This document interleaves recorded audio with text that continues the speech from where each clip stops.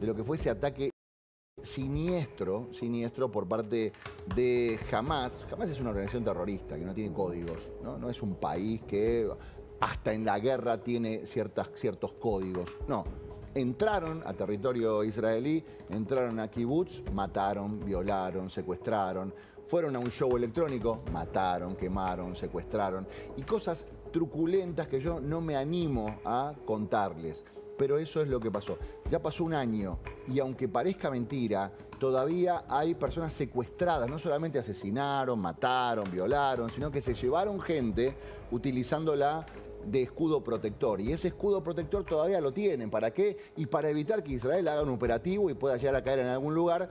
O si tiene que hacer un operativo, tenga cuidado porque puede haber secuestrados israelíes y argentinos. Hubo argentinos secuestrados y asesinados dentro de esta cuestión. Mañana se cumple un año.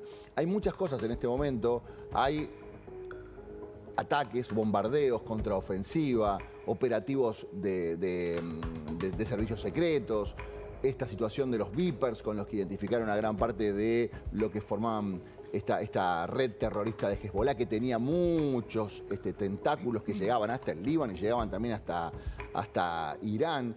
Esta ubicación y persecución y eliminación de los líderes terroristas, no solamente de Hamás, sino también de Hezbollah. Y ahora una escalada que justo cuando se está por cumplir un año de todo esto, sube mucho la tensión porque ya es contra Irán también, o entre Irán e Israel. Vamos a pedirle ayuda, como siempre, cada vez que necesitamos analizar estas cuestiones, a mi querido Muki Tenenbaum. Muki, ¿cómo te va? Buenos días para nosotros, ¿cómo estás?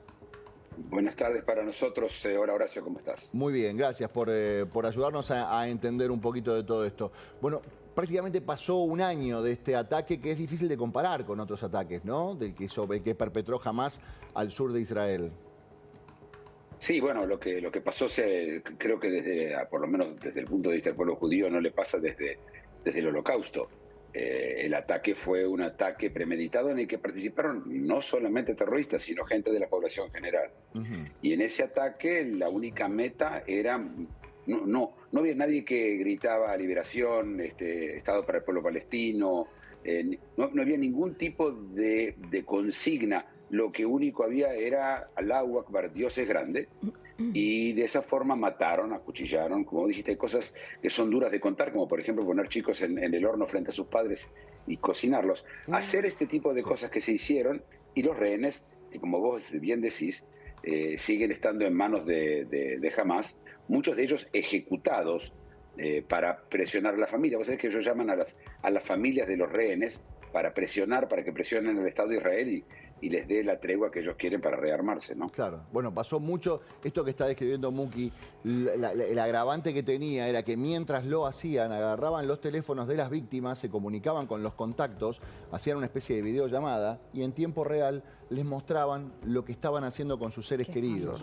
Y lo que también impacta es que pasaron muchos meses, hace pocas semanas aparecieron algunos secuestrados asesinados, y uno puede llegar a decir, bueno, los encontraron asesinados, murieron a las pocas semanas. No, los tuvieron vivos, los tuvieron cautivos hasta el último momento, usándolos como herramienta de presión. Y después del sufrimiento que debe haber sido ser cautivo durante prácticamente un año, los terminan asesinando. Así es, con un balazo en la nuca cada uno de ellos. Tremendo. Y un año después, Muki, ¿en qué situación estamos? Bueno, la situación es que Hamás no existe más, básicamente.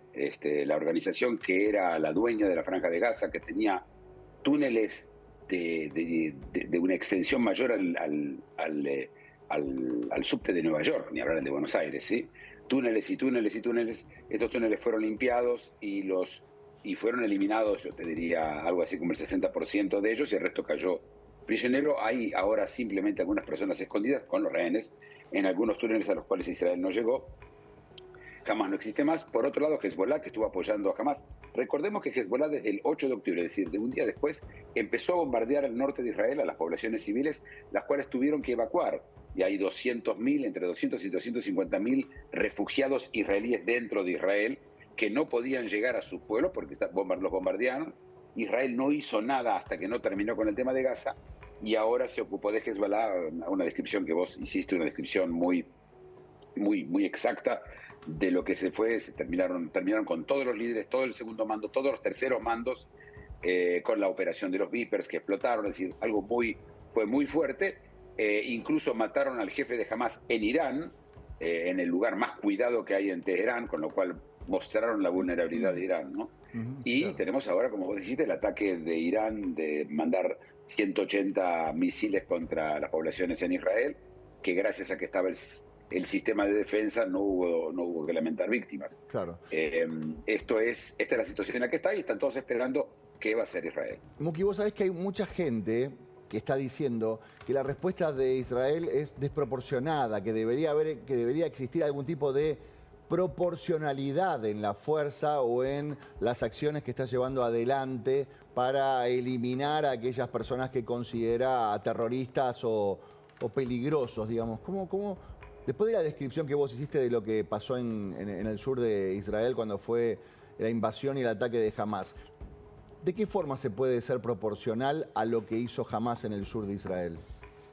No, la exigencia de proporcionalidad es una exigencia primero cuando hay un conflicto que eventualmente se pueda resolver.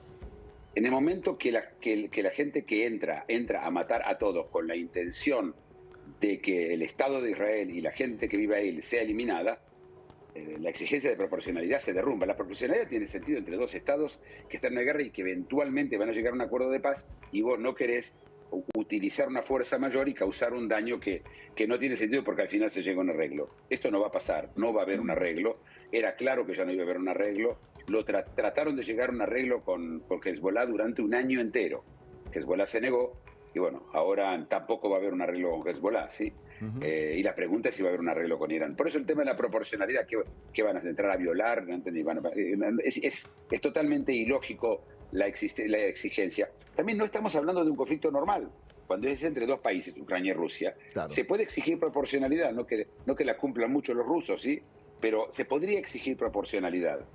Pero cuando estás hablando de grupos terroristas cuya única meta es la desaparición del Estado y la muerte de las personas o que se vayan o que se mueran, todas las reglas del llamado derecho internacional no se aplican. No, claro. Bueno, vos recién lo planteabas, ¿no? Entre dos países, hasta en la peor de las guerras, supuestamente hay reglas, ¿no? Hay códigos.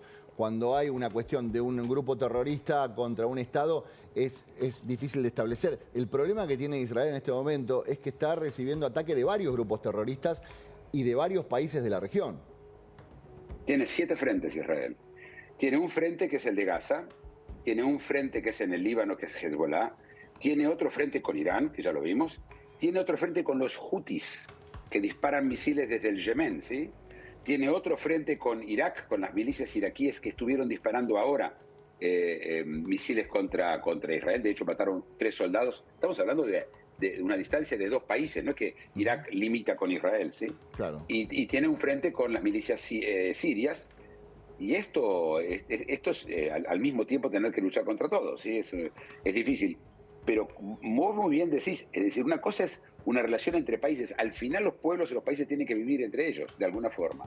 Sí, claro, que hubiera sido muy bueno que eso pudiera ocurrir. Pero claramente del otro lado no hay ninguna intención, no hay lo que se llama animus societatis, no hay ninguna intención de llegar a ningún acuerdo nunca. Claro. Y bueno, entonces se termina en un ellos o nosotros. Yo te recuerdo que los Estados Unidos, cuando Japón era claramente, si Japón no se rendía, esa guerra iba a ser infinita, tiraron 2 bombas atómicas para que Japón se rinda. Es decir, hay historias, y eran 2 países, No, eran claro. 2 países. Imagínate con movimientos terroristas. No, claro. Muki, mi última pregunta tiene que ver con, ¿hay un consenso internacional del mundo, podríamos llegar a decir, entre comillas, civilizado de cómo resolver esto? Porque uno lo escucha a Trump y dice Israel tiene que ir a fondo, pero lo escucha a Macron diciendo se están pasando de rosca. No, a ver, pues en este momento el consenso... Yo te recuerdo que Israel pidió muchas veces evitar llegar a esta situación. Y los demás países nunca hicieron nada. De hecho, después del 7 de octubre, unos días hubo simpatía hacia el Estado de Israel, después las exigencias eran todas de vuelta contra el Estado de Israel. Ese consenso que vos llamás que hay en el mundo no es muy relevante. La verdad que hay un solo país en el mundo que importa, en el mundo en general, es Estados Unidos. Los demás acompañan, ¿sí? Son compañeros de ruta, ¿no? No deciden ni pinchan ni cortan. Están Rusia, está China, por supuesto, pero Israel tiene que prestar atención y presta solamente atención a los Estados Unidos, y los Estados Unidos no solo Biden, ¿eh? Sí, no, claro, por supuesto. Muki, como siempre, gracias, muchas gracias por ayudarnos a entender un poquito lo que está pasando. Un placer. Muchas gracias. Era Muki Tenenbaum conversando con nosotros. Muki Tenenbaum tiene un podcast sobre política internacional que se llama El Observador Internacional.